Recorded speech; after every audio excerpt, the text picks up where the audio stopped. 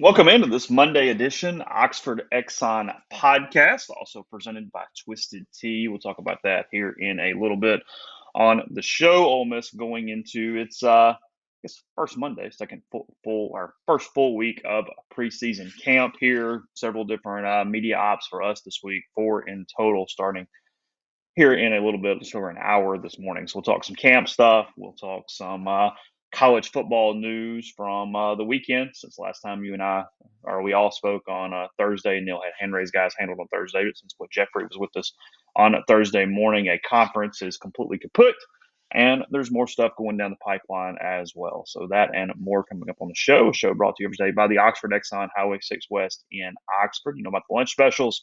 You know that those change every day, but they're $5.69, couple sides, bread, any size fountain drink of your choice there with the Oxford Exxon ribs. Call ahead, wrap them up, have them ready to go, and they'll be waiting on you. Wet, dry, your choice. Anything from the hot case.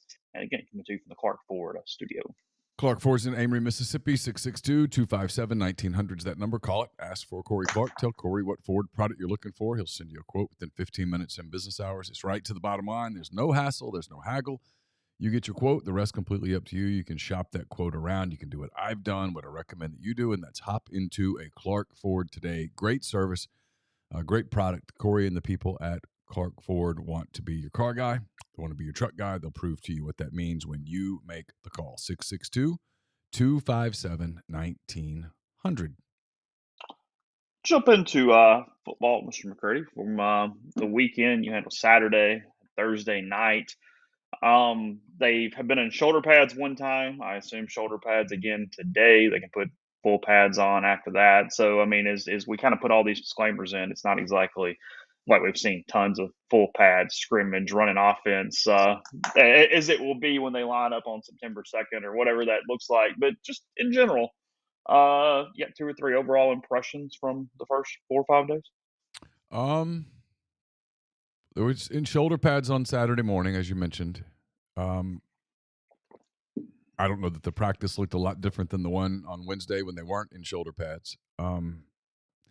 I think defensively they're still experimenting a lot with different looks and different people at different spots and some of that kind of thing. Offensively, I think there's a little more clarity, but I mean, it's super early in camp, and I mean, I don't know. I mean, I don't know whether it's because I'm just not any good or whether it's because I've learned to be cautious. I just don't make a lot of sweeping opinions this early after watching a couple practices. I mean, there are some areas of concern, I think, that everyone generally has, and then there are some guys in particular that have people pretty excited. And it's the people you would think. It's almost like recruiting matters. Aiden Williams just looks terrific. He does. He kind of pops off the page every time you're there. Suntarine Perkins was getting some reps with the ones at times on Saturday. Now that some of that is probably 2 things. One, he's going to be a very good player. That's number one. Number 2 is they were experimenting a little bit. They had him out there with Ashanti Sistrunk, who's a veteran guy who's known for his ability to be cerebral out there and to kind of put people in the right place. And so that was a pairing, the 2 of them in the middle that probably had some intent to it. They stand out. Caden Priestcorn continues to stand out, which led to something that I'm sure you'll be asking about, or someone will be asking about today, about Michael Trigg, because I don't think Michael Trigg was particularly happy running with the 2s on Saturday. You know, for all the talk about there as a quarterback thing, I only see one guy getting really the reps at the 1s, and that's Dart. And he looks good. Defensively, I think there are some concerns about defensive end depth. Maybe even linebacker depth. I think there are some offensive line depth concerns. I think there's a general happiness with the first unit, but I actually think they're okay on the offensive front. I think they have enough guys, you know, out there. And I think they're okay at receiver. I mean, going into the camp, I kind of thought they might be in trouble, but Aiden Williams looks like he can play right away. They're really pleased with Trey Harris. There's a story on Trey Harris at rebelgrove.com that I wrote yesterday on Sunday. They have just some guys that are reliable there. You know, Knox and Watkins and some of those guys. It's probably not as deep as they'd love for that room to be, but I think it's probably going to end up being deep enough. Yeah, you know, experience covering something brings caution sometimes, for sure. And I think that's it. Because wide receiver is a good point. I was watching him on Thursday, and guys having good practices. Has had multiple practices in a row that were pretty good. I mean, we can see Aiden Williams. You see the athleticism jump off the page. You go, well, okay, wow, I've seen really good guys that have come through this program and excelled and been excellent SEC players, and they look like that dude looks. There's no doubt about that. Yeah. And we have some point of reference from the college careers of Jordan Watkins and even Dayton Wade at this point, some of those guys. I also think receiver might be. I mean, maybe this is wrong. You can. I was thinking about this as I was doing observations on Thursday. I'm not sure though that the receiver that's not like Moncrief, Treadwell, Ole Miss hopes Aiden Williams is the next one of those guys. That next level, I don't know if that's the hardest to evaluate on the field for me as wide receiver, because there's a lot of times that we've kind of gotten fooled. Frankly, Braylon Brown, even last year, you look at it, you go, oh, wow, that looked awesome. And then they don't get on the field or they can't do something or they got this or they got that. I think early in camp, for whatever reason, you can get more fooled at wide receiver than maybe you can anywhere else on the field. Well, it is. I'll tell you why. Is because in practice, we go watch a lot of what is essentially one-on-ones. Yeah, a lot of 7-on-7, a lot of one-on-ones. Doesn't always translate to the game. Mm-hmm. And also those one-on-ones, you're not worried in a one-on-one about the safety taking you out in the middle of the field. Yeah. You're not getting a double coverage. You're not getting a blitz where the quarterback has to adjust. I mean, you'll get some routes where they'll do 7-on-7 and the quarterback's like 6 seconds throwing the ball. And I always will think to myself, that's never happening in a game. That doesn't happen in a game. I just almost like dismiss that rep. I understand why they go through with the rep and finish the rep. But yeah, you count 4, 5, 6, 7, and the quarterback steps up and does like the little 10-yard dump right in front and gets rid of it. And you go, okay, but that's not a completion because that in a game that was a sack. He threw it away or he went running or whatever. In a game is more chaotic than that.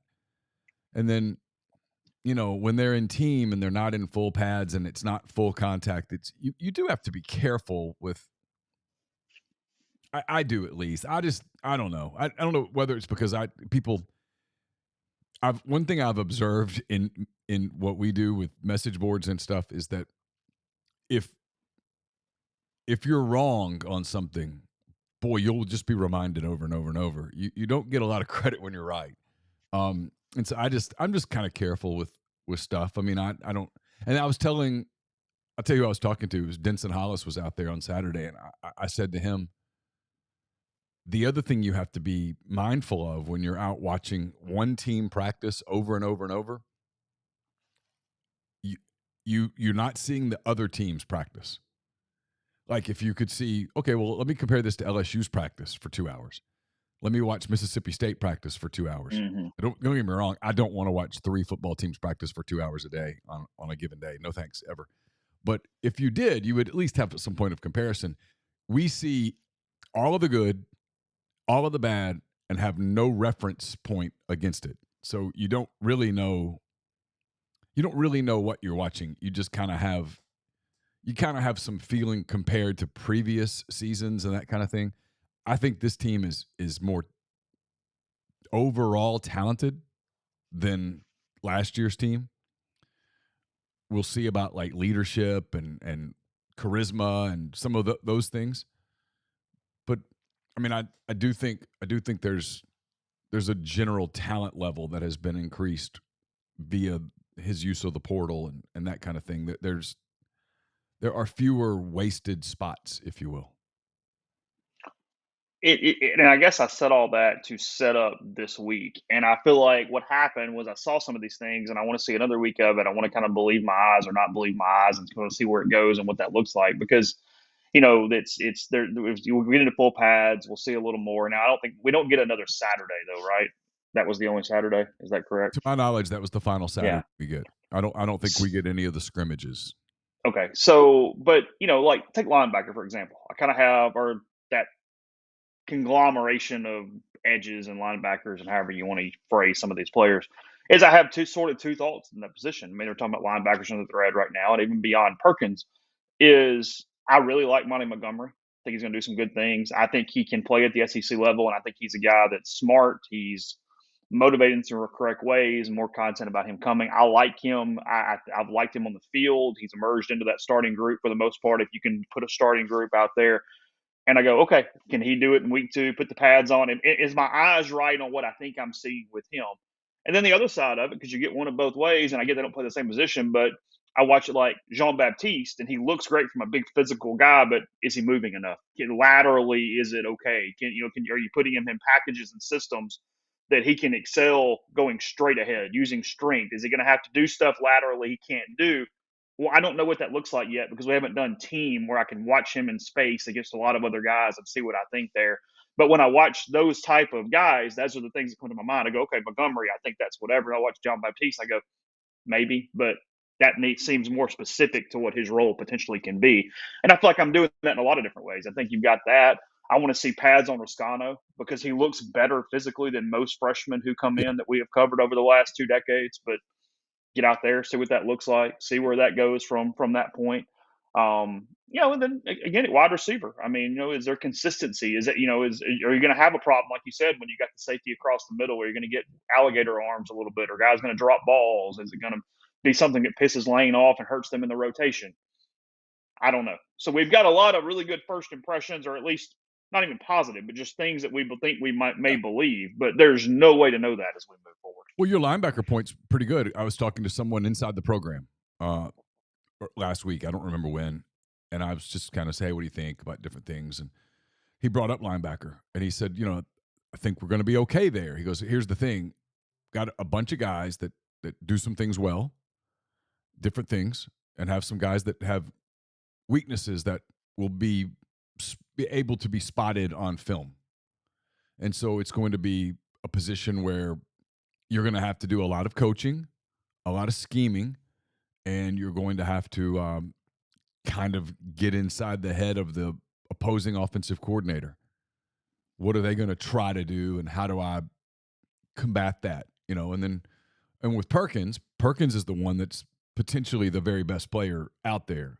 It's just how fast is the adjustment for him from, fairly low level Mississippi football to in the SEC against Alabama and LSU in the first 5 weeks of his career.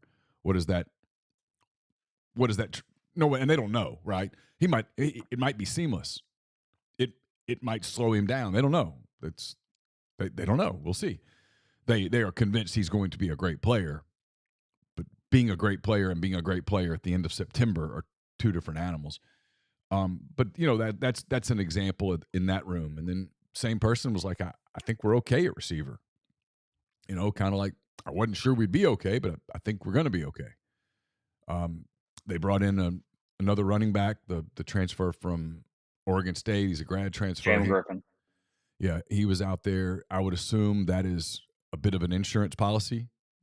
Yeah, that made all the sense in the world to me. You get a guy who's had D1 carries at multiple schools as a fourth string running back. Yeah, great. I mean, there's nothing wrong with that at all. Yeah. So yeah, he comes in and it's hey, if Riscano's not ready and Bentley gets hurt. Yeah, and Bentley's a small guy. Bentley's a speed guy. He's not he needs to be, I think, and again, the next offense I coordinate will be the first.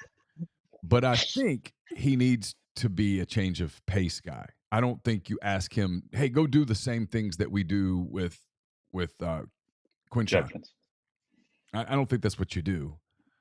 And based on what I see in practice, that's not what they do. Now, again, they might pull up a film and go, Neal, you're an idiot. And I would go, you got me. But I think you bring in Griffin and gives you another guy there in the event that Riscano's not ready to roll. And look, running backs get hurt. They get dinged up. I mean, you need a little depth there. The whole 3 scholarship running back thing, that's rolling the dice a little. So adding the 4th guy and adding a little depth to that room is probably, again, it's an insurance policy. It's probably smart. And I've maybe neglected is not the right word, but because they don't have pads on, and I haven't even seen them in shoulder pads because you had Saturday after I had Thursday. The lines, I have no idea. I just completely put an X through that and said I'm not even focusing on anything front on either side until we see full pads. I refuse to do the thing where you go, hey, so and so. It's like, no, come on, they're in shorts, no, Nope. I'm not doing it. I will touch it when we get to that point of the I of the saw, proceedings. I I saw can't do it. people. I saw people. Ole Miss put out a video of Jackson Dart throwing a pass to Aiden Williams, and there were people on Twitter that were talking about the line play on that play, and I'm like, no one's in pads. What the hell? What are you talking about? I mean, it made me, and I realize it's just people love football and they're crazy for football and they're just breaking everything down. But like, I'm really concerned about pocket protection.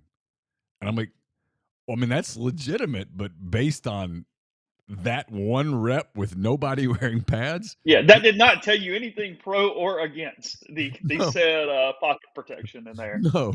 I mean, Um, that wasn't even the free space on the ACT name here. No, it was yeah. nothing. I mean, that was a nothing. You got nothing out of that other than you saw Jackson move and throw. It's 7-on-7. You go, wow, Jackson had a lot of time to throw the football. Yeah, there's Yeah, nobody out there. yeah. Yeah. There's never been a Uh, 7-on-7 sack ever in the history of 7-on-7. So it's kind of and that's part of it, right? The quarterback's not really. I know he's trying to think, hey, clock in my head, but there's a difference between that and hey, there's a 280-pound defensive end coming around the corner. yeah, Harold Perkins actually in your face and imagining Harold Perkins in your face are two different conversations. I'm going to guess that's two different things for the heart rate. I'm just going to guess those are two different things. And so, yeah, it's and again, to my point, this same thing is happening in Gainesville, in Columbia. Mm-hmm. You know, I mean, you just don't know. You don't get the preseason game. So you just watch practice and try to observe a little bit. And the truth is, they're going to start cutting us out of practice after tomorrow. So we're going to get starting on Thursday, if the schedule holds, is a little bit of stretch and endo and some some of that. 101s. Yeah. Yeah. Bentley said, and I'm writing this letter today, he has said that he's had done some stuff on the slot. They have not shown us a ton of that in practice to this point, but he did go out of his way to mention that. Until that happens in a game, I'm frankly just avoiding it because we have said that about so many running backs under Lane Kiffin, and that has not happened. I mean, that was a Jerry and Neal storyline. That was all these different guys, and that is not actually matriculated into the game plan at any point. So I heard him and I noted it, but I'm also sort of just throwing that out with the bathwater at the moment until it matters. So that's where I'm at there. It seems like I remember Full disclosure. We remember Jerry and Ely talking about, oh yeah, done lots of work in the slot, and I don't know that I ever saw it in a game. I mean, I could go look. He definitely was not impactful at any point. He maybe lined out there some, but no, they did not base any game plan around that at all. That's what I'm fascinated a little bit with this team as we close segment one is we know Judkins, we know that Lane builds around his athletes. If you just had to guess, is Trey Harris the number 2 in Lane building the game plan right now? So the guys that look like they're really going to be game plan guys, obviously Quinchon, Trey Harris, Yeah. Prescorn. Mm-hmm. Dart's very comfortable with Prescorn. Yeah. I mean, I almost hate to say it because he always gets hurt and doesn't play, but Jalen Knox has looked like he's a pretty big part of the game plan. Now, again, this is 3 practices, and you just got to be cool with this kind of thing. They're experimenting and they're looking at stuff. And then, I mean, the guy that could end up being a pretty big part is Aiden Williams. But, you know, what does he look like when it's pads? And what does he look like when people game plan for him? And some of that kind of thing. There's a lot left to see, but, man, he looks the part. They got some weapons offensively, you know, and the 2 tackles are experienced. They've got some. I mean, Jeremy James has been there a long time. They'll get Caleb Warren back at center, and they've got some experience there. I mean, I think there's a lot of reasons for Ole Miss fans to be optimistic about what the offense will do, and then there are some, you know, that you get back into the whole depth thing. But again, that's any place probably other than Athens and maybe Tuscaloosa. That's an issue everywhere. Yeah. It's All will be revealed. A little more this week, a little more next week, and then especially when they turn school boards and things on for Ole Miss September 9th. I feel like the Mercer game is in hand, but nonetheless, we'll continue in a second. First, are you ready to elevate your college football game day experience? Check out Twisted Tea, your go-to game day beverage for college football fans. Twisted Tea is unlike any hard beverage you've had before. It's made with real brewed tea, packs a flavorful punch, 5% alcohol, no carbonation, delivering the perfect balance of taste and refreshment that goes down smooth for every game day occasion. No need to settle for the usual. Twisted Tea turns up any occasion, especially when you're cheering for your favorite team, whether you're tailgating in the stadium parking lot, watching at a bar, or hosting friends at home. Twisted Tea is there to elevate game day experience. It perfectly complements your love for college football and your passion for creating unforgettable moments. So let's toast to unforgettable game day experiences. Twisted Tea, the drink that fuels fun and celebrates your love for college football. Keep it twisted.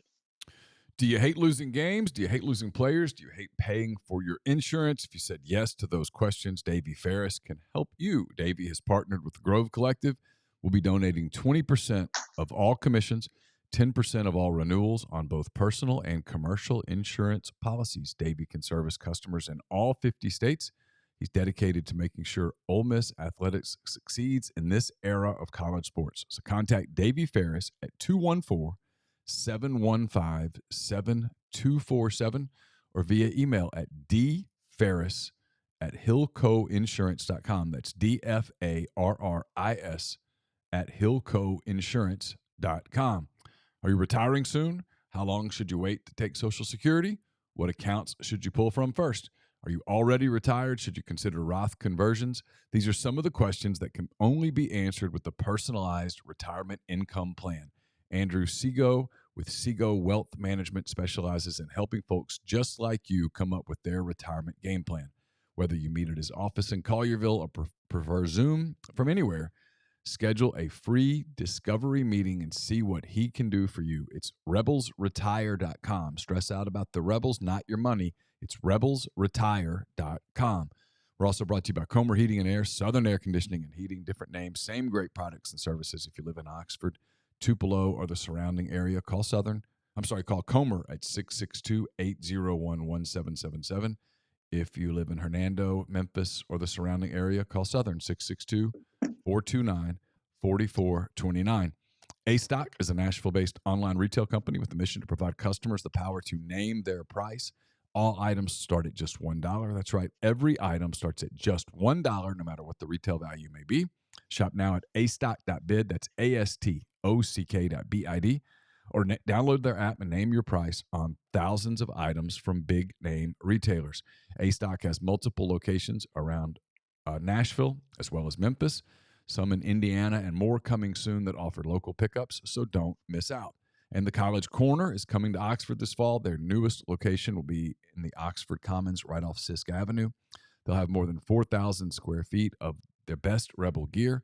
With plenty of parking available, their staff will have you in and out, ready for the Grove in no time. It's opening in mid-August, so check out their website, collegecornerstore.com. Heavenly Sunshine is offering Christmas light specials. It may be August, but they've got Christmas on their minds. Well, I know they're beautiful. They can be a lot of work, so let Heavenly Sunshine take care of the hassle and do the work for you with full service installation plans. They'll install, take down, and even store the lights. They use commercial grade LEDs that are 100% customizable to your home or business. They take care of the lights. You take care of the gifts. Book your free estimate before August 31st and mention MPW 10 for 10% off. They've been serving the Mid-South for over 4 decades. That includes Oxford with commercial and residential property maintenance, power washing, soft wash roof cleaning, facade cleaning, and window cleaning. Visit the website heavenlysunshine.com or 662-342-1203 to book your estimate. Probably going to come back to that in a minute, or in a little bit. But kind of gives you our thoughts on where we are at this point as we move forward with camp today. We get Kiffin today, right? Is that correct? Yes, that's correct. By the way, I had 10 thoughts up yesterday. It's behind the paywall for subscribers. It's brought to you by Seago Wealth Management. A lot of football in there. If you normally don't read 10 thoughts, perfectly fine. Doesn't hurt my feelings. But probably 4 or 5 Ole Miss football stories in there, essentially, that I could have broken out as individual stories.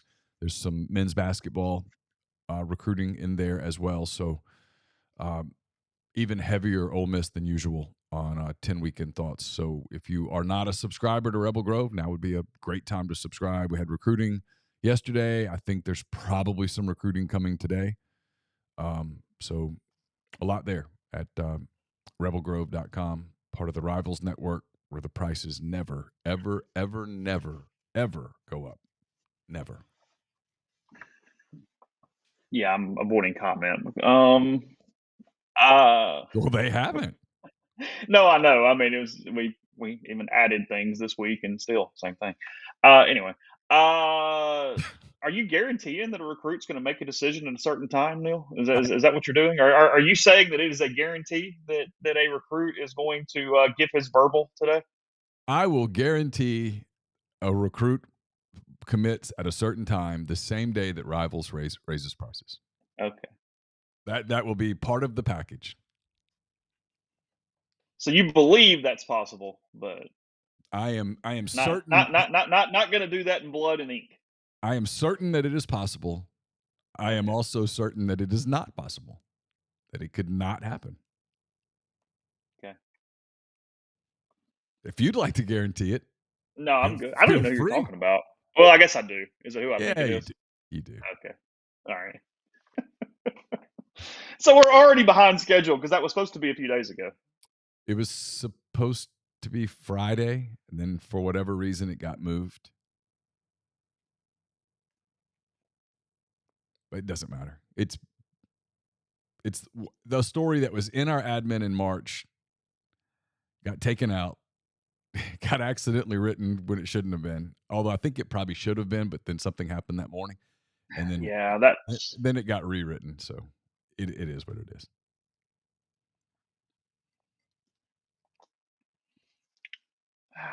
Yeah, that didn't happen very often where something gets published. It shouldn't have. That's pretty rare. Yeah. I mean, I took blame for it. Although looking back, I think I was still justified in doing it. It just was. I'll have to see the tweet before I hit the publish button this time. Although I saw the tweet that time, but whatever. I think I told the story on the podcast before. I was at a previous stop in publication. I had thrown something in the admin once just to keep it there for when something happened, and had a coworker come in overnight and just publish everything in the admin, thinking that it was set to go in the morning without asking anyone. That's fun. Caught a hell of a butt chewing over that one from the person in the story. Yeah, it was good. It was a coach leaving to go to another school, and it had not been finalized by the other school yet. Oh, yeah, it was good. Probably wasn't fun. It wasn't good. No. But that's fine. Where do you stand on Christmas lights? Putting them up. You do that? I mean, you've got some stuff around the house for holidays and. You mean like in August? No, just in general. Like you don't enjoy it, but you've got some stuff up at Christmas. I mean, you're not. I mean, my wife enjoys. Put them up. She enjoys decorating the house. She does a really good job with it. I do the parts that I'm asked to do. I'm nothing but the labor in that endeavor. Do you like how they look? Do they put you in a better mood? You can say no. No, I mean, not a wrong answer. I think so. The week after Christmas, we typically take them down like New Year's Eve. And by New Year's Eve, I'm ready for them to come down. That's the tree too? Yeah, it's everything. Okay. There's always this existential dread and how long it's going to take to do it. And then we do it, and it's like it took an hour and a half, 2 hours. Like, that really wasn't that big of a deal. Okay. But you don't need your tree up on like January 10th. No. Like through the whole Epiphany. No. Okay. Ginger says Neal clearly wasn't listening to the ad. I wasn't. I didn't hear it. Guilty as charged. Yeah, I mean, I was looking at something else. Well, it's the only time we get commercial breaks though, because like when Neal's talking, I'm like, I'm listening for cues because I can tell in his voice when he's about to wrap up, so I'll like come back, but otherwise, I don't know. I'm like looking at whatever the next segment is or going through it, or I mean, it would be nice to have those 6.5-minute breaks that are in radio where you could take a second and kind of figure out what's coming in a minute. We put ours up. The Ole Miss football schedule kind of impacts when we put it up. because like last year, the Saturday before Thanksgiving, Ole Miss was on the road. So I think we did it the weekend before.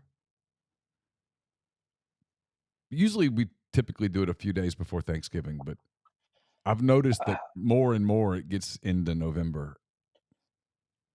I get a little frustrated if it's before Thanksgiving. Thanksgiving's a good it needs to get to Thanksgiving first, one holiday at a time, and doing that. I think I agree with CC here. I like seeing Christmas lights at other people's houses. That puts me in a good mood to see other people decorating and having lights up. It's not necessarily like anything to do with me. Just driving around, seeing it. It's all good.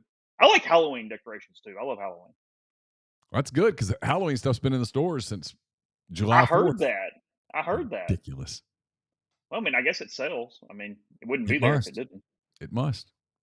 People jumping on and getting that thing done. I read a story. Did you see this in the Athletic this morning? But we'll talk some realignment stuff in a minute because there's a Mars story that you wanted to talk about. Is Rutgers? Did you see that in the Athletic about Rutgers this morning?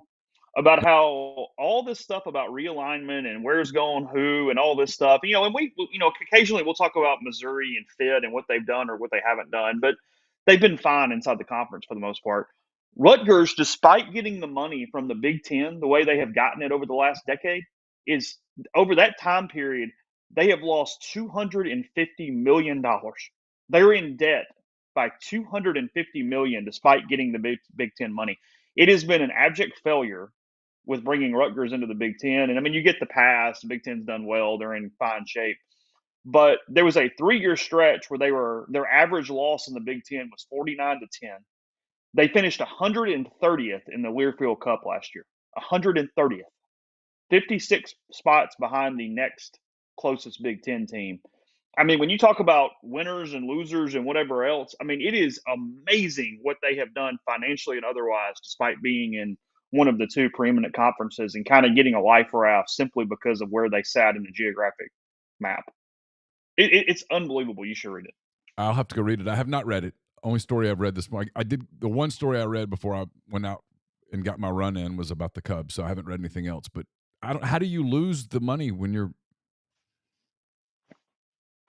I mean, I mean, Schiano even came out and publicly said he was amazed at what had happened between his stints at Rutgers, and he didn't even mean wins and losses. He meant infrastructure. That essentially the entire department had just gone to hell, and nobody was even trying when he got back. Because Maryland has at least won some titles in some smaller sports. They've been fine. It's not that great, but Maryland's got Maryland has a good football team this year. They're going to be a good team. I mean, they're not winning, but the league or anything, but they'll go to a bowl game. They went to a bowl game last year. Maryland's been respectable. Yeah. I mean, Loxley is kind of highly thought of in the field. I mean, people like him. By the way, there's talk today. I did see this. The ACC, anybody that wants to think the ACC is not panicking, here's the proof that the ACC is panicking. Explain to me how the ACC, the Atlantic Coast Conference. Okay, that's what the A in ACC stands for Atlantic, which is also an ocean that borders the eastern coast of. Real quick, Neal, you know the Big Ten has 20 teams, right? Is it 20 or 18? Whatever. I think it's 18, but they're going to get 20, right? No, it's 18. Is it 18? Okay. 18. All right, whatever. Close enough. So the Big Ten has 18. The Big 12 has 18. And the Atlantic Coast Conference is having a call today with Stanford, which is based in Palo Alto, California. Cal, which is based in Berkeley, California. Oregon State, which is in Corvallis, Oregon. And Washington State, which is in Pullman, Washington, just across the Idaho border with the ACC. Now, tell me how those 4 schools fit in the ACC. And explain to me how you justify, hey, Miami, you're going to play in the same conference with Washington State. Well, I Explain. mean, but your beloved Big Ten is having Penn State and Rutgers and USC in the same conference. So what the hell's the difference? Oh, I get it. I understand it, but explain to me how adding those 4 schools to the ACC adds any value at all. Well, it doesn't. That's my point with half of this crap. Is why are people paying? And I know it's a partial thing, at least for first, but it makes no sense. I mean, the Pac-12's argument 2 days ago on how they were going to survive was to call the Mountain West and just grab some of those teams, because if you grabbed enough of them, you could dissolve the Mountain West and not have to pay the buyouts from the Mountain West. Yes. That was plan A. And part of that plan is, and by the way, the Mountain West commissioner, he's going to take over for the Pac-12 commissioner who is fired. Well, I mean, that's fine. I wouldn't be able to pick the Mountain West commissioner out of a lineup. I don't know if it's a man or a woman or an alien. And I would put 100% of my backing behind him versus that idiot with the Pac-12 right now. So Avery says, fine, good. Avery says Atlantic is a state of mind, which is kind of true. Sometimes I do think you do that. If you're doing what you just said, ACC can no longer be Atlantic Coast Conference. You're just initials. Your official name is ACC. Okay. Because look, the aliens come down and go, hold on a minute, I want to look at y'all's leagues. And they go, hold on a minute, Big Ten with 8, hold on. I mean, in some ways, it was a lack of foresight when these leagues got founded, especially the Big 12, when they went from the Big 8 to the Big 12 and they kept changing their number. Because I don't think anybody realized how big brands would kind of change on like how important to people and corporations the brand is. That we ended up in this thing where you go, hey, if you lose or gain a team at any point, your number makes no sense, right? Why are you a number? Pick anything else. Why are you doing that? Because we've gone Big 8 to Big 12. We've gone Pac-10 to Pac-12. Yeah. So, but the Big 10's not changing to Big 18. Well, no, and they do that big with a 1 and a G. They've kind of gotten away from the number 10, and they just kind of want to be. Still I mean, I agree. It's a good logo. I actually give them props on that. I like it. But yeah, they're just big. They ought to just drop the 10 and just go, we're the big. You know what my favorite PR thing of the weekend was, Neal? This had me giddy on how bad I've suddenly – I don't care. I have no emotional attachment to the Pac-12 at all, but I'm enjoying so much making fun of them. It is one of my favorite activities is making fun of the idiots at the Pac-12. Is in their release they put out where they basically said, look, we only have 4 schools, but we're trying hard here to make the best opportunities possible for our athletes. They called themselves in the release the Conference of Champions. They said Conference of Champions in the statement. And they said, you have no conference. You have 4 teams that no one else wants. That's what you have. Oregon State is your biggest one where they raise your hand and go, hey, we're pretty good, guys. Anybody want us? Like, we're okay. If I'm Oregon State, I'm just going, hey, Big 12, whatever I have to do, take me. Yes. I will play with you. Yes. I will send my volleyball team to Houston and Morgantown, wherever you want them to go, they will be there. Thank you. Yes. They're the only, so far in all of this, for whatever reason, Oregon State is the one school and whatever that I've felt sorry for. Yeah. I want to go back to the state of mind thing. Yeah, this is an argument. Like one of my, if I'm having like a panic day or a depression day or whatever, I will envision myself like on the beach at the ocean, and it's soothing and calming. So maybe it is, hey, it's the state of mind. That should be their thing. And you said, what if the aliens come down? Doors is correct. They're already here. That's been established here. Okay, it just didn't make the news. Man, I don't know. Look, it was chaos. Like Friday was bizarre to watch a league just die in a day. A league just died in a day. Got up that morning and Nicole Auerbach and all these, Dan Wetzel and all these people, hey, things have changed. The Pac-12 is about to solidify, and they're going to solidify with these 9 schools and add some, and they're going to be all right. And then hours later, it's like, nope. Oregon and Washington are Big 10 bound. Arizona's to the Big 12, and then Arizona State and Utah, which had both been saying, we're not going. Suddenly they're going. And you're down to 4 schools?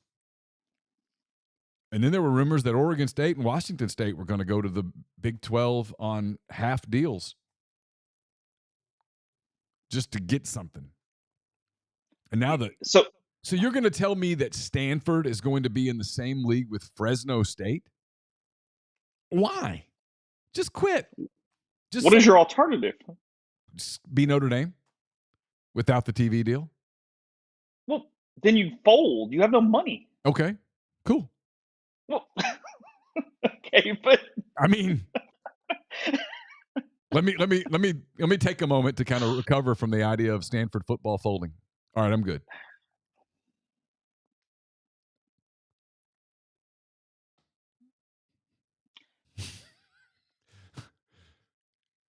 That is true. If only one team is left in the Pac-12, can they be Pac-Man?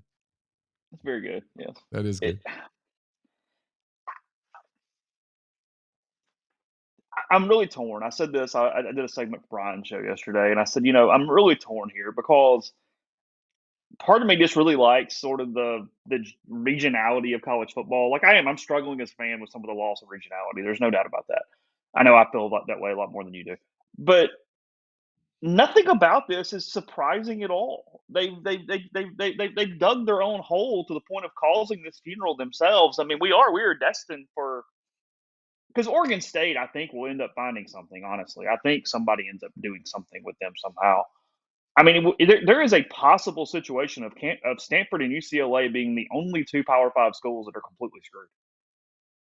I mean, Cal, not UCLA. Cal, I knew what you meant. Yeah, That's possible. yeah. I mean, Washington State's off in the middle of nowhere, and they're not great at anything. I get how they can end up in this boat too, but Oregon State's they're going to find a home. That was the part. If you're the Big 12 and you want all these other teams, why not Oregon State? Why not? Yeah, I would want them. And you get a piece of Nike money. I mean, it's not like Phil Knight only gives to Oregon; he gives to the Beavers too. And they have they're good in some other stuff too. Like they won in baseball not too terribly long ago. No, they're good. No, they're really good. I mean, hell, I think that's the game of the postseason that cleared Ole Miss's path was Oregon State beating Auburn. Yeah, because Oregon State gets in the College World Series right there, and that's a problem for Ole Miss that day. Austin Blanchett said, "Did you see what the Arizona State AD said on West Virginia?" Yeah, I mean, it's a stupid thing to say, but whatever. He said he wasn't going to make the trip to Morgantown. Hold on, the Arizona State guy is cocky about something? The Arizona State AD just said he's not going to make the trip to Morgantown. He's making fun of having to go. The only reason he's in this conversation is because he shares a board with Arizona. Yes, that's it. Shut up. And Austin, earlier, super chat. Thank you, Austin. He says, who does the SEC pick up next? What schools? I don't. I'm going to sound like an idiot here. I don't think the SEC is anywhere far along at all with further expansion. I think the SEC is, and look, this might change because the magic date is August 15th. A week from tomorrow is the deadline. If you want to announce your intention to not stay, forget the grant of rights and stuff for a minute. Just let it go for just a minute. If you're Florida State, which came out with a lot of bluster last week, and you want to announce that you're not going to stay in the ACC past this coming school year, August the 15th is the deadline to do it. So when people are like, well, is it going to slow down? I don't know. Let's give it 8 days. If nothing happens in the next 8 days, then yeah, it's going to slow down and we'll do this again next summer. My pretty educated guess is that the SEC would like to go through a year at 16 and see what it looks like. Yeah, no, I agree with that. There's no reason to rush it. You're fine. You'll figure it out. I'm getting off the subject, but I'm still amazed. Arizona State should just be thanking everyone's stars and send Bobby Robbins a really big gift basket right now. Yeah. Because they easily could have been Oregon State. Yeah, they were going to be in the Pac-5. And instead, the Arizona kind of said, hey, they're cool. Well, it was the only way to get their deal done because they all shared a board. It was like, right. Oh, God, freaking that would be it. Like I said, I mean, good luck with the IHL if you go, hey, Ole Miss, you're headed to the Big Ten, and State, you're headed to the Sun Belt. Now I need to pass this through the IHL. Okay, good luck. I mean, so what happened? Just trying to think about Ole Miss in the Big Ten. Might be kind of fun for a couple of years. I mean, maybe that's what you do with relegation is the SEC and the Big Ten becomes just one big league and you just move back and forth depending on your conference standing. And you do that for crazier things. I mean, I mean, look, I'm done saying that is completely impossible because I'm looking up right now and Washington's in the Big Ten. So I don't know how long it'll be, but if you told me that the Big Ten and the SEC eventually went off and formed their own individual thing, and the winner of the Big Ten played the winner of the SEC in the, I don't know what bowl we'd call it, the Super Duper Bowl, I'd buy it 100%. Yeah. No shock at all. Yeah, no, I get that. Come on, completely. So, podcast brought to you by Tyson Drugs and G&M Pharmacy, 662-236-2222. They deliver locally in the Oxford area, and they offer MedSync for your prescriptions the same day each month and take care of you. One trip to the pharmacy, one delivery, and you have everything you need when you need it with G&M. They'll also do their individually packages for you as those are needed. So again, to transfer your medications and much more, that's Tyson Drugs and G&M, 662-236-2222. Game Changer patches are the only two-patch system available in the market to stop hangovers before they start. The warm-up patch used before or while you drink. The overtime patch used after you've been drinking to recover while you sleep. The all-natural ingredients will keep you in the game and ready for your next play. Go to GameChangerPatch.com, promo code RebelGrove20 at checkout. Get 20% off your purchase. We're also brought to you by Dead Soxy. Dead Soxy, the best socks you'll put on your feet. They'll be the host of our post-game show starting here in a few weeks. Go to go to deadsoxy.com, enter the promo code RebelGrove at checkout. Get 25% off all non-licensed products. We're also brought to you by Pinnacle. Pinnacle, based in Jackson, Mississippi. They've got clients in more than 20 states, advisors in multiple states. They provide detailed, specialized investment management, financial planning, retirement planning for individuals and businesses, and much more. At Pinnacle, investing is treated like a commodity. Decisions are made using objective information and research, not emotions.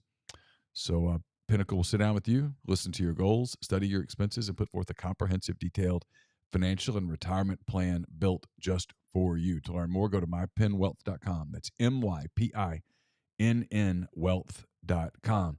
And we're brought to you by John Edwards, Regency Travel Incorporated in Memphis. Get in touch with John and just tell him what you're thinking about doing. Thinking about a holiday trip. Maybe you're already planning for next summer. You want to take advantage of some rates, some deals. John can help. Give him some parameters. Give him a budget. He's going to find options for you that you won't find on your own. You get to live. You don't have to live in or near Memphis to take advantage of the services either. 901-494-3387 or send him an email, jedwards@regencytravel.net. First-time clients can save $50 off their first booked trip just by telling John you heard about Regency Travel on the podcast. And we're brought to you by Opa. It's the newest Greek restaurant on the square. It's a perfect place for your company dinner, your festive party event. Fabulous food, great craft libations as well. Opa can accommodate up to 200 guests. For catering or booking information, contact Jeannie at 601-421-7147. Sorry, upon something. Men's basketball renewal deadline is August 31st. You can renew or purchase now to be in the priority seat selection process. Women's basketball tickets on sale for just $50 per season ticket. Men's and women's basketball season tickets can be purchased at OleMissTix.com. And the Ole Miss Athletics Foundation is starting their Pledge Per Win and Pledge per Touchdown campaign for football. Go to give2athletics.com to sign up today. And remember, football party packs on sale as well. 2, 3, and 4 game packages. Also, anyone who ordered football season tickets will receive their tickets and parking passes via email by August 15th. I did see something on Twitter last night and I don't know if it was everybody inside the conference. I don't know what it was, but Arizona State, and again, this is a Big 12, not a Big 10 thing, but their travel was essentially exactly the same in those two leagues. It was like an average of 312 miles versus 327 or something like that. I mean, it was nothing. So there was no real big change. The Big 10 is the one that's just. The Big 12 is going to be a good league. Yeah. It's going to be fine. It's going to be a damn good basketball league. Yeah, it's going to be a really good basketball league. It's going to be a good football league. I mean, they kudos to that Brett Yormark or whatever however you say his name. Mm-hmm. Done a hell of a job. He's the guy that you go, hey, my guy was like self-aware, kind of figured out, hey, here's my lane. I'm going to get in. No, because a lot of dudes would have just beaten the table and when I got to be the Big 10 or I can't be anything. And you go, well, all right, fine. Yeah. Cool. Yeah, no, he said, okay, you know what? We're not going to be the SEC. We're not going to be the Big Ten, but I can be the next best thing. And I'm competing against those two Wahoos. Okay, all right, we can do this. Let's He looked at the Pac-12 and went, "You idiots," and looked over at the ACC and went, They seem a little desperate.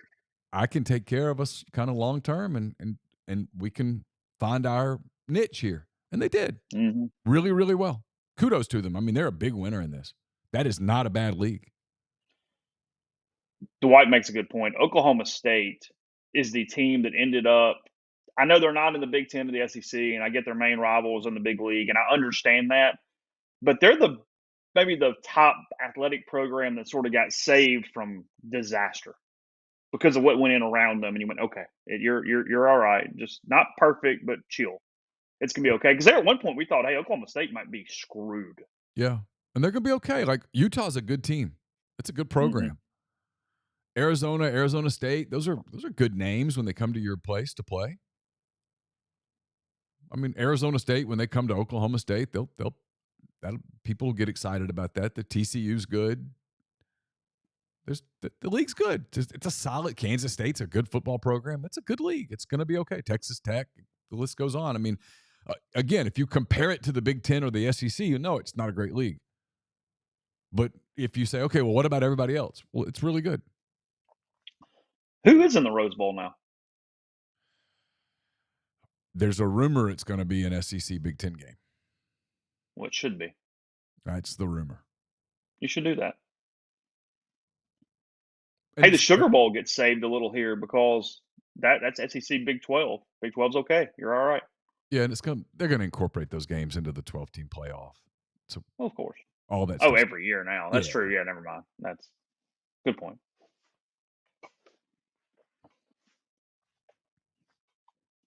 Yeah, the UFC equipment truck's going to get some mileage. So is some of those Big Ten trucks. I gotta have to leave you're going to need multiple trucks because some of those dudes are going to leave 8 days early. You really will. You'll have to buy more equipment because you won't be able to. Yeah, you're going to have to get it going. Because you'll have. Don't you get some deal with FedEx and just find a way to just ship it on a plane and not take the truck as always? I would think so, right? And then you hire a truck wherever you're at to then do something. That's probably the. Is that the move? Yeah, because if you're going from Piscataway to LA. Yeah, I mean UCLA to Rutgers. But then back, we always we see these stories every year with the one-offs that they do this, but your next game might be in Bloomington the next week. But you got to go all the way back home to unload it, reload, because they use that equipment. I mean, yeah. You see, when Ole Miss has a home game, you see the opposing truck. This year, that Alabama truck was getting loaded. Mm-hmm.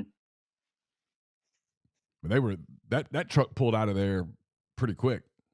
That was impressive, actually. Yes, I'm sure Hawaii just flies their equipment. Yeah, that's true. Yeah, it'd be tough for the truck to make it from Hawaii to. So Hawaii doesn't even have a truck because what are you doing with it? Yeah, you don't even need a truck.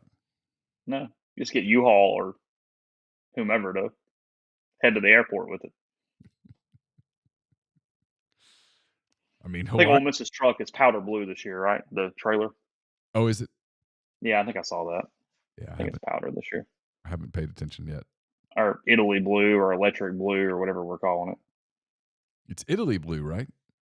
The apparel is Italy blue. Yeah. That's what we learned that day. It's Ole Miss and the San Diego Chargers, the two Nike brands with that color.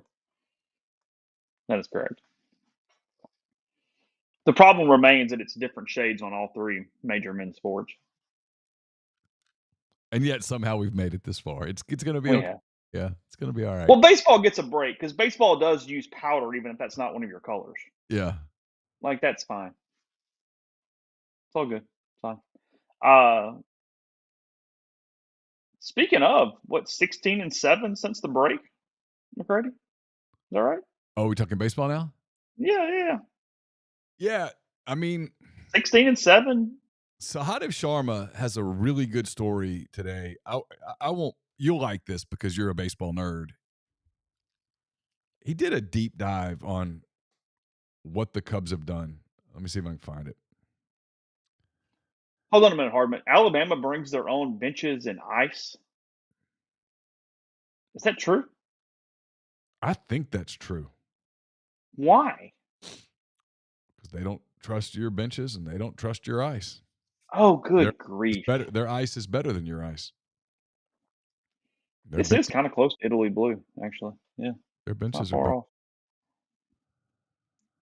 Let's see if I Wow. can. Okay. All right. So since June the 13th, So very arbitrary date, but sure. well, he picked a date when the Cubs were toast. Since Yeah. June the 13th, the Cubs have a 120 WRC plus, wins, runs created plus. It's third in baseball, second in Major League Baseball. They're since June 13th, they're second in Major League Baseball with 6.4 runs per game. Only Atlanta has done better over that span. Since the All-Star break, they have a 140 WRC plus, tops in baseball, and they're averaging 7.2 runs per game. Talked about what happened. Cody Bellinger, Dansby Swanson, Mike Tauchman. They kind of dove into some stuff. The addition of Jeimer Candelario at the break. They're hitting for more power from the guys that they kind of paid to hit for power. They have, let's see, it's up at their aggression on the base paths. They've gone. The Cubs have scored from second 84 times on a single this year. That's the most in baseball. They've gone from first to third on a single 68 times, which is tied for third. And they're eighth in baseball in percentage of extra bases taken, 44%. And that's according to Baseball Reference. I mean, the bottom line is like people are like, what's going on? And as is usually the case, what's going on is they're playing well. And you can find that with numbers. And I thought the two games this weekend, Saturday and Sunday, Atlanta's the best team in the game. That lineup is incredible. It's a very stressful team to face. Acuna is he's phenomenal.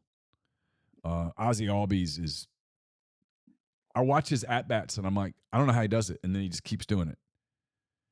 Olsen hits the ball a gazillion miles. They stress you up and down the lineup.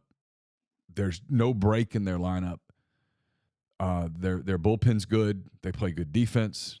Arcia is a terrific defensive shortstop. That is a loaded baseball team. And for the Cubs to get smoked the way they did on Friday. By the way, the first 3 innings of Friday's game does not get enough credit. 3 innings of baseball was played in 34 minutes. 3 innings of baseball was played in 34 minutes. It's too fast. And then the Braves popped them 8-0. And so to come back and to recover from that and to win on Saturday, to win on Sunday, to score the way that they scored, it was kind of the first time this year that I was like, I don't know, they might win this division. It's the first time that I kind of thought this could happen. If they survive this week, they got the Mets and the Blue Jays on the road. They come home, and it gets pretty easy for the rest of August. They could kind of go on a roll. They finish the season in Atlanta and in Milwaukee. By the time they play Atlanta, Atlanta's not going to have a hell of a lot to play for. They'll have to be thinking about getting everything in order. Yeah, like, maybe Fried starts a game, but he's coming out after 4 or 5 innings. I mean, you're not taking a shot. I mean, Fried was phenomenal on Friday. That he would have done that to anyone. That was not a Cub related thing. That was a Max Fried related thing. And the proof of that was that they came back the next 2 days and scored like they did. I don't know. They've got the Braves have some starting pitching issues beyond Fried and Strider, but it is what it is.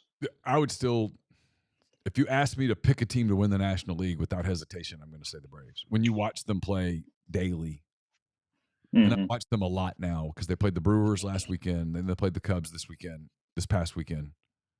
I watched a lot of the Braves. That is a loaded baseball team. And look, the Cubs are playing pennant race baseball right now. The Braves have a 11-game lead, 10-game lead, whatever, over Philadelphia. They're not. They're playing very comfortable baseball right now. They're not playing super intense baseball. The only thing about Atlanta, if you said to me, hey, what's your one concern about the Braves? It would be when October rolls around and you're no longer have an 11-game lead, you're playing even baseball. Can you turn up the intensity? Can you? And the answer is almost assuredly yes. But if you said find a problem, it would be that.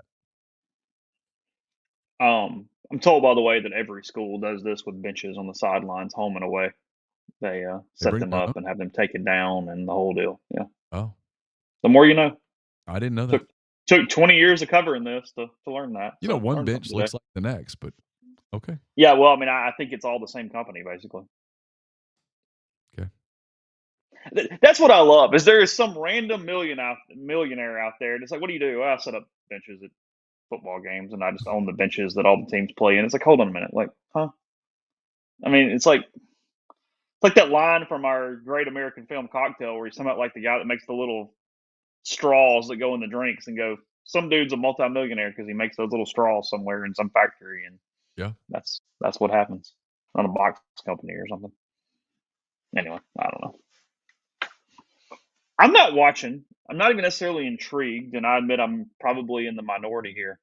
But uh, this Messi thing with Miami, Apple has to be ecstatic right now for the money that they've invested in this. Have we seen anything about the actual numbers and how it's increasing or doing well or not well? I have not. I saw the lines in Frisco, Texas yesterday to get into the stadium. Okay. Apparently, people who typically go to those games there were completely caught off guard with just how much different it was. Look, he's an absolute super. It's been great for Apple. I would suspect they have sold a lot of subscriptions. He won't be the last European player to come over because there's some of these MLS teams are starting to spend money and blah blah blah. And again, if as long as you're not trying to do the soccer's becoming a big three sport, no, it's not. But it's growing, and for MLS, this was a major hit. Can you explain to me what the League's Cup is? I can't. Okay. I don't. I don't know what we're playing for, so that was part of my my. I've lack never of kept up understanding. with MLS really, other than I've gone to a few games, and you know it's good soccer, but obviously the Apple thing, I did not subscribe. Had I known Messi was going to play, I probably would have. Okay. I like the Premier League. That's the league that I enjoy because it's just easier to follow. But again, it's been a boom for Apple and MLS and Inter Miami and all that. So MLS teams and Liga MX teams. okay, that's the Mexican league. You're asking questions I don't know the answer to. I'm reading from the stream. Okay. Yeah, I have very little soccer knowledge here. I saw where Miami did the Elite Eight, so it must be some sort of the tournament between those two teams or something. Okay. MLS, Mexico, and Canada. Oh, really? Yeah, a North American Cup is what Browning says. Sure. Yeah. Either way, it's been whatever it is. It's fine. Podcast He's been a hit at the box office, that's for sure. He's been a hit at the box office. No question. They're making a ton of money. Yeah. Podcast brought to you by Prime Shrimp, primeshrimp.com. 7 different flavors available for you. Everything from the New Orleans style barbecue to the signature to the lemon cracked pepper. You got the full meals in a bag, the French Quarter Alfredo, the garlic herb butter, or the simply. If you just want to buy some shrimp, season it yourself. Kids with discerning palates, it can be right for you. They're available in Rouse's markets. But if you'd like to get it shipped to your door, it's a great restaurant quality shrimp from a New Orleans based company. You can do that by buying 5 pouches or more, 25% off with code RG. Again, that's code RG with primeshrimp.com. We're about 3 weeks away from the first edition of Neal's Picks. That'll be brought to you by Service Specialist Staffing and Recruiting Agency. Again, this year they've been connecting great job opportunities to candidates since 1967. If you're on the job hunt, whether you're seeking an entry-level position or you're a seasoned professional, they have opportunities across the board: IT, engineering, dentistry, accounting, law, manufacturing, human resources, and much more. They can take care of you at Service Specialist. Their goal is to get to know you, your strengths, see what you're looking for in your next career move to help you find the right fit. It's always free for the candidate, so you have nothing to lose. Give Will, Sydney, or Kelsey a call at 662-832 5138 or check out their new and improved website, Service Specialist Ltd.com. Get the beautiful and healthy smile you deserve at Corinth Dental. Dr. Bubba McQueen, Dr. Jenny Beth Hendrick are devoted to restoring and enhancing the natural beauty of your smile using conservative, state-of-the-art procedures that will result in a beautiful, long-lasting smile. From routine checkups to advanced treatment, including implants and Invisalign, Corinth Dental is here to help you achieve your smile goals. So schedule your appointment today. Take the first step toward a better version of yourself at corinthdental.com. Are you a displaced corporate executive wanting to put your career in your own hands? Are you an experienced entrepreneur looking to diversify? Andy Ludicky can help. He's a longtime Rivals board member, a diehard college football fan, and franchise veteran. He owns multiple franchises and businesses and uses his expertise to help others find their American dream through a very thorough and free consultation process. So call Andy, put your life and your career in your own hands. It's 100% free. You've got nothing to lose. Find your perfect franchise at myperfectfranchise.net or contact Andy anytime at andy@myperfectfranchise.net or call him at 404-973-9901. And we're brought to you by Southern Traditions Farm. It's a 68-acre, 32-stall upscale equestrian training and boarding facility in Canton, Mississippi. 2 sand rings, a grass ring, miles of wooded trails, a lot offered at Southern Traditions. Horseback riding offerings from beginner lessons with trainer Susan Walt to buying your first horse and competing at nationally recognized competitions. It's also a great venue for events, get-togethers, that kind of thing, corporate outings. So get in touch with them on Facebook or Instagram at Southern Traditions Farm. Podcast also brought to you by Northeast Spark, NESPARC. 2 packages, the Ignite, the 100 Mbps, or the Blaze, the 1 gig that powers the Clarkport studio. Got it at home as well. Your hometown team bringing you world-class broadband. That's nespark.com. 662-238-3159. Phone service, parental controls, network security, and much more. Again, call the office for details. That's 662-238-3159. They're discussing punishments in the stream. How did Ryan's trip to the Testicle Festival go? I haven't really talked to him about it. I saw some of the clips. Yeah. Where was that at? I'm not sure. Okay. They've come up with some really good stuff. That one was good. Yeah. That was good. I was pleased with that. I thought the one that they did that was really smart was the loser had to go to the airport, didn't find out until he got to the airport where he was going. And then once you land, you have to use air, train, and bus to get back. Oh. And they flew him out. So where did they go? They flew him out into the middle of Kansas as Lance that lost. And so he flew to Chicago, bused to somewhere, and then did the train, I guess, back to Birmingham. Okay. I mean, I think my favorite has been like the smallest town in the world or whatever, or the country, where they went and played the place where the guy was like the bartender and the mayor at the same time or whatever it was. I forget exactly.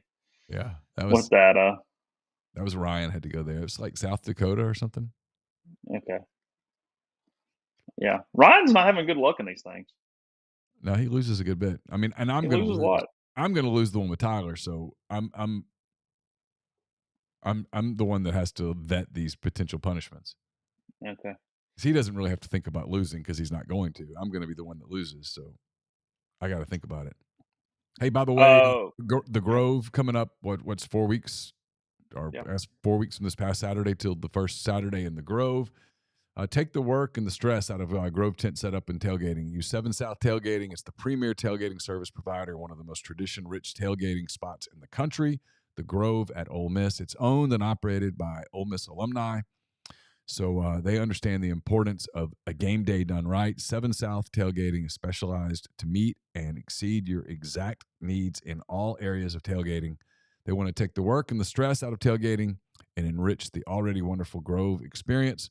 7southtailgating.com to learn more. Get in touch with Kyle and the people there and tell them you heard about it here on the Oxford Exxon Podcast.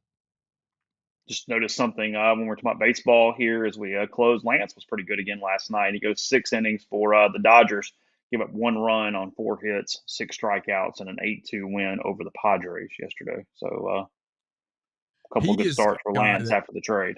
he may have benefited from just getting the hell out of a bad spot and getting to a spot where they're winning. Yeah, he probably hugged the GM when he heard he was being traded to the Dodgers. Yes, thank you. Appreciate that.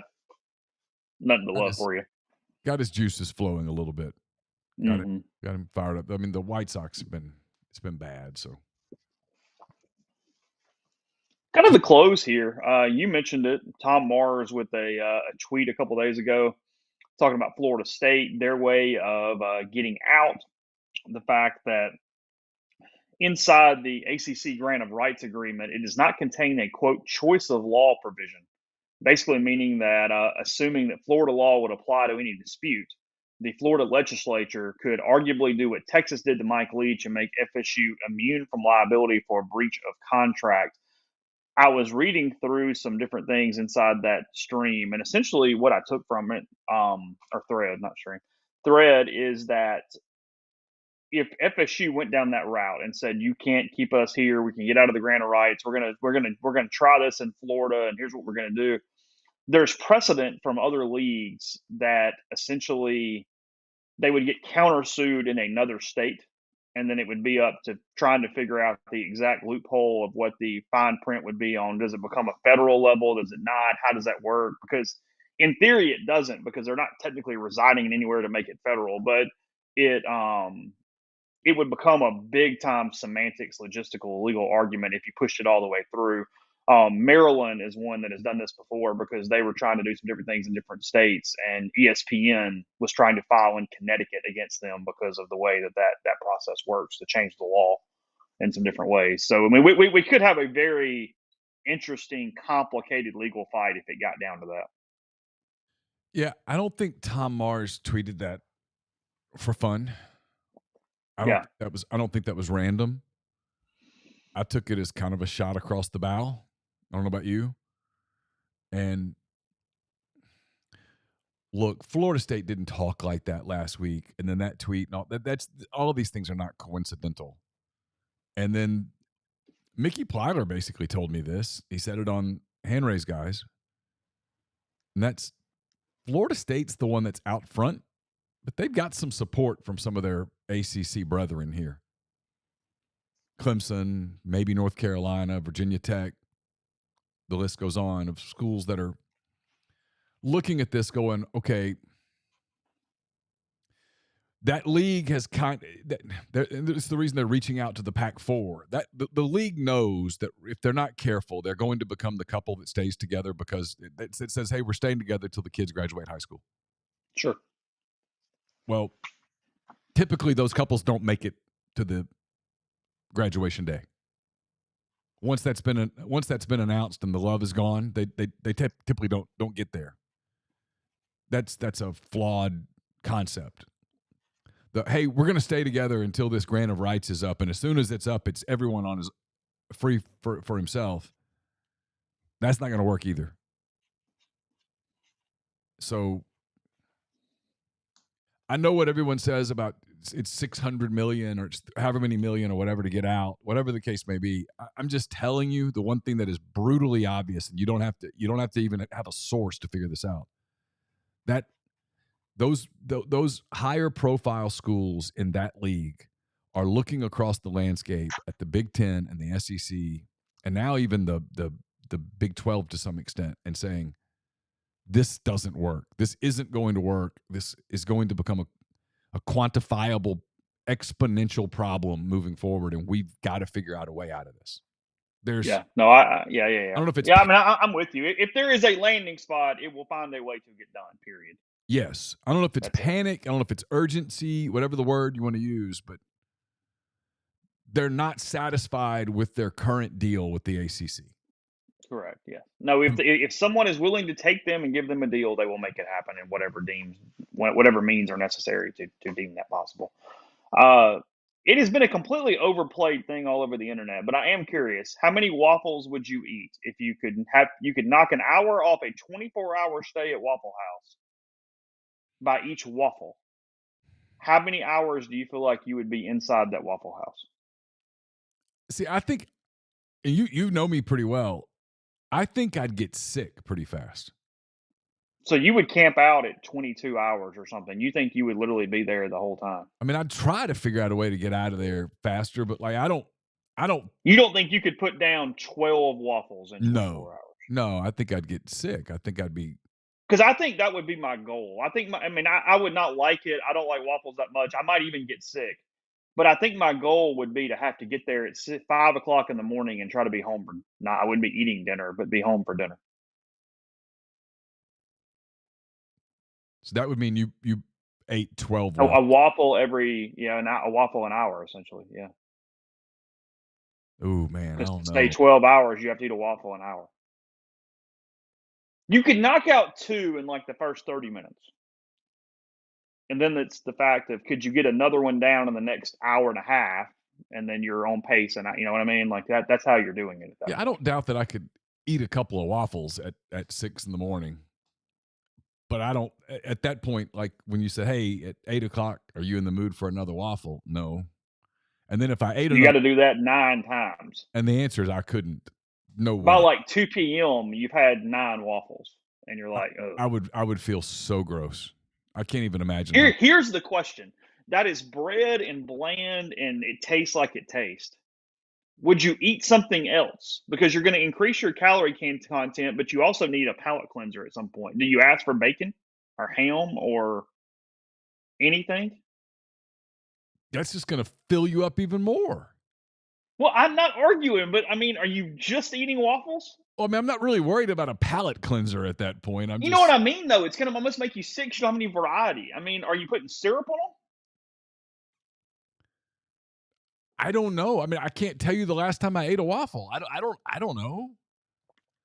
I mean, I know I'm the one person in North America that's never eaten at a Waffle House, but I mean, this might be a brilliant challenge for you. The more I'm thinking about it, I know it's overplayed and it's kind of just a thing on the internet that's all the time. But this might be a good one.